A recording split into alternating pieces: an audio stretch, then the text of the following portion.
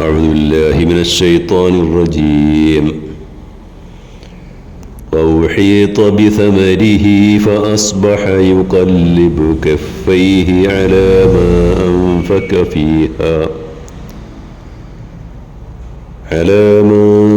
أنفق فيها وهي خاوية على عروشها ويقول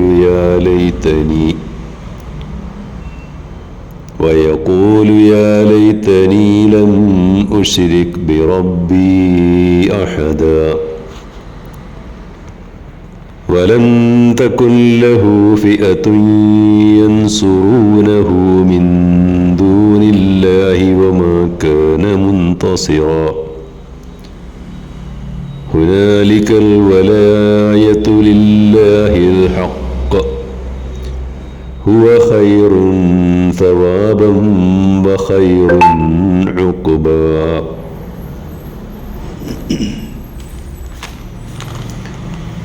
സൂറത്തുൽ കഹ്ഫ് 42 മുതൽ 44 വരെയുള്ള ആയത്തുകളാണ്.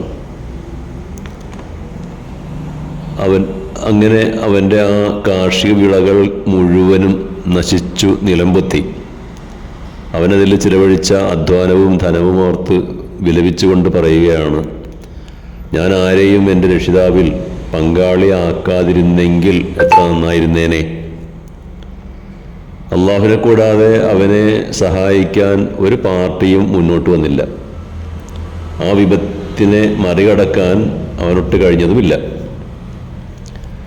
അപ്പോൾ അവന് ബോധ്യമായി, യഥാർത്ഥ രക്ഷാധികാരം സാക്ഷാൽ ദൈവത്തിനാണ്, അള്ളാഹുവിന് മാത്രമേ ഉള്ളൂ എന്ന്.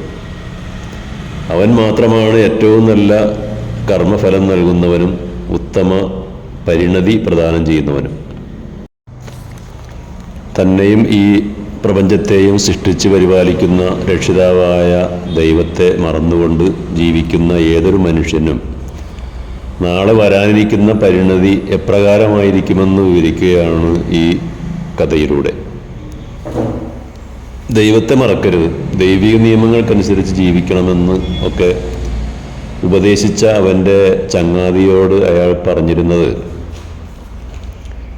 ഞാൻ വലിയ ധനവാനാണ്, എനിക്ക് വലിയ കുടുംബമുണ്ട്, ആൾബലമുണ്ട്, അതുകൊണ്ട് എനിക്കിനി ആരെയും ഭയപ്പെടേണ്ടതില്ല, എനിക്കൊന്നും പേടിക്കാനില്ല, എൻ്റെ സമ്പത്തും ആൾബലവും ഒന്നും ഒരിക്കലും നശിക്കുകയില്ല